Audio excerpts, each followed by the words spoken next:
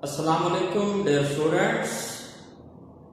आज के लेक्चर में हमने वर्टिब्रेट्स के अंदर जो एक्सक्रीटरी सिस्टम काम करता है या एक्सक्रीशन होती है उसको डिस्कस करना है। डियर स्टूडेंट्स, इससे पहले हमने इन वर्टिब्रेट्स के कुछ रिप्रेजेंटेटिव एनिमल्स को डिस्कस किया इस हवाले से कि उनमें कौन से मैकेनिज्म्स हैं जिनमें एक्सक्रीशन होती है। हाइड्रा के अंदर हमने देखा कोई ऐसा सिस्टम मौजूद नहीं था। फिर उसके बाद प्लेनेरिया के अंदर हमने डिस्कस किया कि वहां पे प्रोटोनेफ्रिडियम मौजूद होते हैं जिनके अंदर हमने फ्लेम सेल का जिक्र भी किया। फिर स्टूडेंट्स उसके बाद हमने देखा कि जो एनिलिड्स हैं जैसा कि अर्थवर्म, उनके अंदर होता है मेटानेफ्रिडिया जो कि सेगमेंटली अरेंज होते हैं because among earthworms or annelids the bodies are divided into different segments। फिर उसके बाद हमने आर्थ्रोपोड के अंदर एग्जांपल देखी कॉकरोच की। स्टूडेंट्स उसमें हमने देखा कि मालपिजियन ट्यूब्यूल्स मौजूद हैं एक्सक्रीटरी मैकेनिज्म्स को परफॉर्म करने के लिए। डियर स्टूडेंट्स, अब वर्टिब्रेट्स के अंदर हमने देखना है एक जनरल डिस्कशन करके कि क्या इवोल्यूशनरी ट्रेंड्स रहे कि वर्टिब्रेट्स के अंदर कैसे एक्सक्रीटरी सिस्टम्स जो हैं वो एस्टैब्लिश्ड हुए या उनकी डेवलपमेंट हुई। तो स्टूडेंट्स, चूंकि इवोल्यूशन ने अपने हर प्रीवियस ग्रुप का लिंक किसी न किसी शक्ल में अपने अगले ग्रुप के साथ रखना होता है विद सम मॉडिफिकेशंस, तो वर्टिब्रेट्स के अंदर आज हम डिस्कस करने जा रहे हैं। सो एक्सक्रीशन अमंग वर्टिब्रेट्स, ये मैकेनिज्म जो है समझने के लिए हमें फिर से थोड़ा सा इवोल्यूशनरी ट्रेंड जो है उसको देखना पड़ेगा। स्टूडेंट्स, जो इनवर्टिब्रेट्स के अंदर मेटामेरिकली बॉडी फॉर्म वाले जितने भी एनिमल्स हैं उनमें earthworm is one of the best example because among earthworm the body is divided into internal and external segments। उनके अंदर हमने देखा था कि मेटानेफ्रिडियम मौजूद है, यानी earthworm की एग्जांपल में हमने देखा कि उनमें मेटानेफ्रिडियम मौजूद है। किस चीज के लिए? एक्सक्रीशन के लिए। सो जैसे जैसे इन वर्टिब्रेट्स में से वर्टिब्रेट्स इवॉल्व हुए, शुरू वाले वर्टिब्रेट्स जो थे उनके अंदर भी ये ट्रेंड नजर आया। खास तौर पे वर्टिब्रेट्स का जो एक पहला एंसेस्टर्स का ग्रुप था जिसके अंदर हम लोग जानते हैं कि जो कार्डेट्स थे, उन कार्डेट्स के अंदर भी जो सिस्टम मौजूद था that was segmentally arranged excretory system. अब चूंकि हमें पता है, हमने प्रीवियस क्लास में पढ़ा हुआ है कि जो वर्टिब्रेट की इवोल्यूशन है ये बेसिकली कॉर्डेट्स का अगला स्टेप है, यानी जिनमें नोटोकॉर्ड वर्टिब्रल कॉलम में चेंज हो जाता है। आप लोग पढ़ चुके हैं प्रीवियस क्लासेस में, उन कॉर्डेट्स को हम वर्टिब्रेट्स कहते हैं। लिहाजा वर्टिब्रेट्स के जो एंसेस्टर्स थे यानी कॉर्डेट्स, उनके अंदर भी ये जो सिस्टम एक्सक्रीटरी सिस्टम कहलाता है ये सेगमेंटली अरेंज्ड एक्सक्रीटरी सिस्टम है। इट मींस कि इन वर्टिब्रेट्स में से जब वर्टिब्रेट्स की इवोल्यूशन हुई तो वही excretory system segmentally arranged system के तौर पर आया। अब ये ट्रेंड वर्टिब्रेट्स के अंदर भी आया। मसलन हमारे पास एक प्रिमिटिव पुराने किस्म के वर्टिब्रेट की एग्जांपल है जिनमें आप लोग जानते हैं हैग फिश। आप लोगों ने प्रीवियस क्लासेस के अंदर हैग फिश को पढ़ा है। सो ये हैग फिश सबसे सिंपलेस्ट फॉर्म ऑफ फिश से बिलोंग करती है, जिसको आपने क्लास साइक्लोस्टोमाटा के एग्जांपल के तौर पर डिस्कस किया था। यानी हैं तो vertebrates but they are too much simple so that they even now contain segmentally arranged excretory system in the form of kidneys. अब स्टूडेंट्स, जो ट्रेंड अर्थवर्म में था, मेटानेफ्रेडियम की एग्जांपल हमने देखी। अर्थवर्म की बॉडी मुख्तलिफ टुकड़ों के अंदर बटी हुई थी, लिहाजा उससे आगे आने वाले अगर वर्टिब्रेट्स की बात करें तो उनमें भी ये ट्रेंड आया कि उनमें सेगमेंटली अरेंज्ड एक्सक्रीटरी सिस्टम आया, जिसपे हमने कॉर्डेट्स की मिसाल सबसे पहले ली।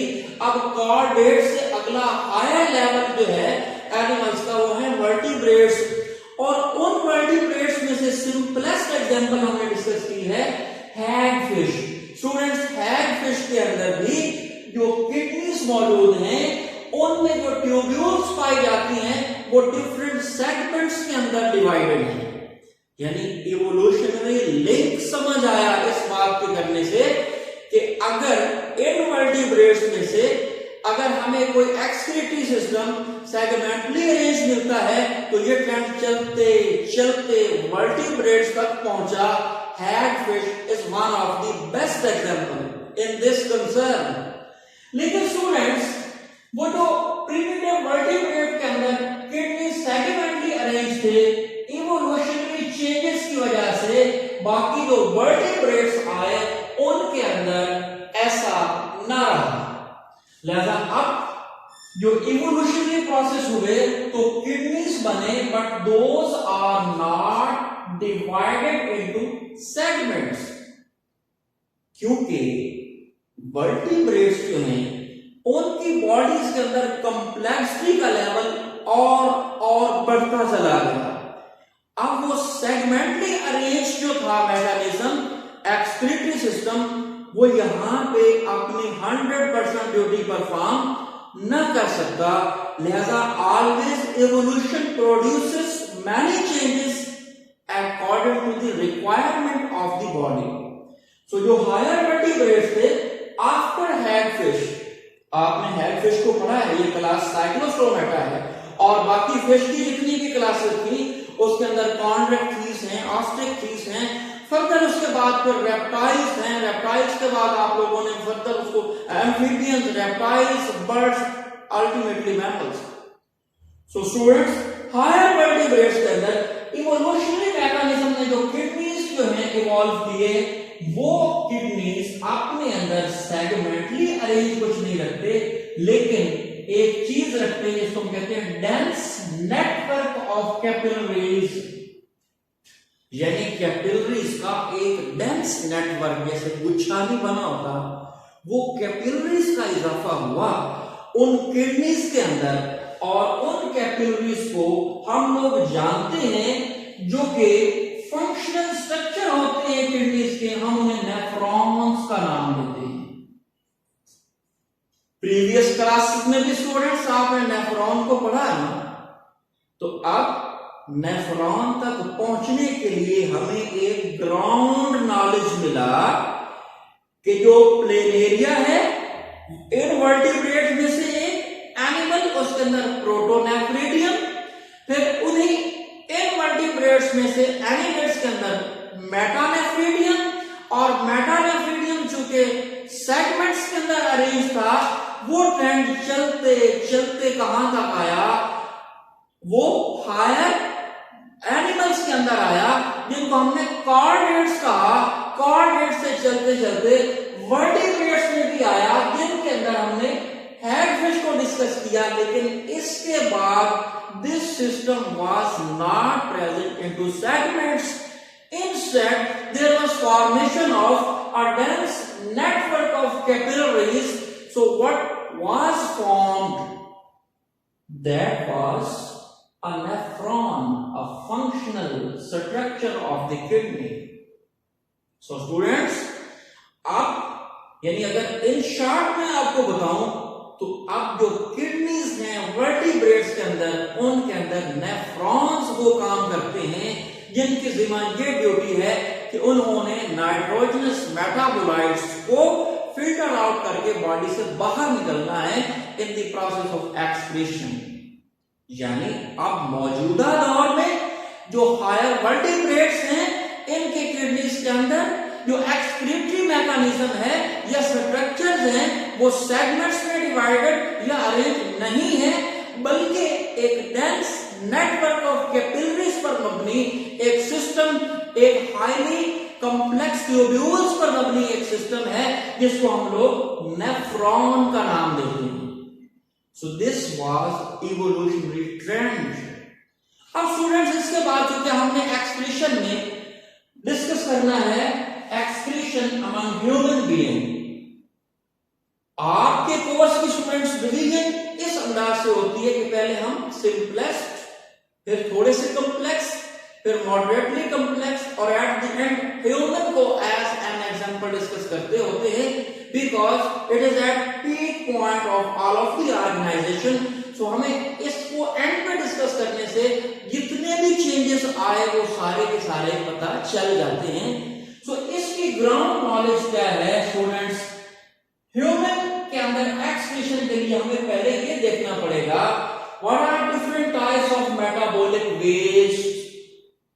जाहिर है एक्सक्रीशन किस चीज की होनी है? जितने भी वेस्ट मटेरियल्स मेटाबॉलिज्म के रिजल्ट के तौर पर पैदा होते हैं उनका बॉडी से removal. So we should know about what are metabolic waste among human being. So students, हमारी बॉडी के अंदर मुख्तलिफ मेटाबॉलिज्म्स जो हैं वो चल रहे हैं। सो उस मेटाबॉलिज्म के रिजल्ट के तौर पर वेस्ट मटेरियल पैदा होते हैं, जैसे कि अमाइनो एसिड्स का नाम आपने सुना हुआ है। अमाइनो एसिड के मेटाबॉलिज्म से जो वेस्ट मटेरियल पैदा होता है दैट इज यूरिया। यानी अमाइनो एसिड से क्या पैदा होता है? यूरिया। इसी तरह से एक और वेस्ट मटेरियल है जिसको हम क्रिएटिनिन के नाम से जानते हैं। क्रिएटिनिन भी पढ़ा जा सकता है, क्रिएटिनाइन भी पढ़ा जा सकता है। स्टूडेंट्स, ये मेटाबॉलिक वेस्ट पैदा होती है जो हमारे मसल के अंदर क्रिएटिन पाया जाता है। एक केमिकल आपने सुना हुआ है, अगर एटीपी की शॉर्टेज हो तो क्रिएटिन मसल के अंदर जो है वो एनर्जी प्रोवाइड कर रही होती है। सो इसके मेटाबॉलिज्म से कौन सा वेस्ट मटेरियल पैदा हुआ? क्रिएटिनाइन या क्रिएटिन। अब स्टूडेंट्स इसके बाद न्यूक्लिक एसिड्स का जो मेटाबॉलिज्म है, यानी डीएनए है, आरएनए है, आप लोगों ने पढ़ा हुआ है, these are called nucleic acids. तो हमारी बॉडी के अंदर जो हम फूड खाते हैं उसमें जाहिर सेलुलर मटेरियल होता है और सेलुलर मटेरियल के अंदर जरूरी है कि न्यूक्लिक एसिड्स भी मौजूद हों। जब इनकी मेटाबॉलिज्म चलती है तो स्टूडेंट्स इनसे जो वेस्ट मटेरियल पैदा होता है वो है यूरिक एसिड। यानी न्यूक्लिक एसिड का मेटाबॉलिज्म क्या पैदा करता है? Uric acid. और इसी तरह से स्टूडेंट्स आप लोग जानते हैं हमारे ब्लड के अंदर एक प्रोटीन है that is called haemoglobin. Very very familiar type of a protein, haemoglobin. So इसकी मेटाबॉलिक वेस्ट क्या है? Bilirubin. Very popular waste material bilirubin. So ये है वो लिस्ट जिसमें हमें पता चलता है कौन कौन से मेटाबॉलिक वेस्ट हैं। मैं फिर से समराइज कर देता हूं। अमाइनो एसिड की मेटाबॉलिक वेस्ट यूरिया, और मसल क्रिएटिन की metabolic waste creatinine, nucleic acid की मेटाबॉलिक वेस्ट यूरिक एसिड, और हीमोग्लोबिन की मेटाबॉलिक वेस्ट बिलिरुबिन। स्टूडेंट्स, इसके अलावा काफी सारे हार्मोन्स की एक मेटाबॉलिक वेस्ट पैदा होती है, वो भी बॉडी में अकोमुलेट होती है और इसको भी रिमूव करना जरूरी है। ये जो लिस्ट आप लोगों को बताई, this directly belongs to the food items we intake. लेकिन अगर हम गौर करें हमारे फूड के अंदर तमाम नेचुरल एलिमेंट्स के अलावा कुछ ऐसी चीजें भी शामिल होती हैं जो प्रोसेस्ड मटेरियल होता है। बास कार फूड को अट्रैक्टिव बनाने के लिए उसमें कोई फ्लेवर ऐड कर लिया जाता है, बास का तो उनमें कोई बाइंडर एक केमिकल होता है वो ऐड कर लिया जाता है। तो स्टूडेंट्स, हमारी बॉडी के अंदर ये जितनी लिस्ट आपको बताई, amino acids, muscle creatine, nucleic acids, haemoglobin, इनसे जो वेस्ट मटेरियल पैदा होता है, इनके अलावा भी कुछ ऐसा वेस्ट मटेरियल है जो बॉडी को बहुत ज्यादा टॉक्सिक जो है सब्सटेंसेस प्रोवाइड कर रहा होता है। उन टॉक्सिक सब्सटेंस से जो पैदा होने वाली टॉक्सिसिटी है, जाहिर वो हैजर्डस है बॉडी के लिए, लिहाजा other materials from natural sources उनको भी बॉडी में रिमूव करना होता है।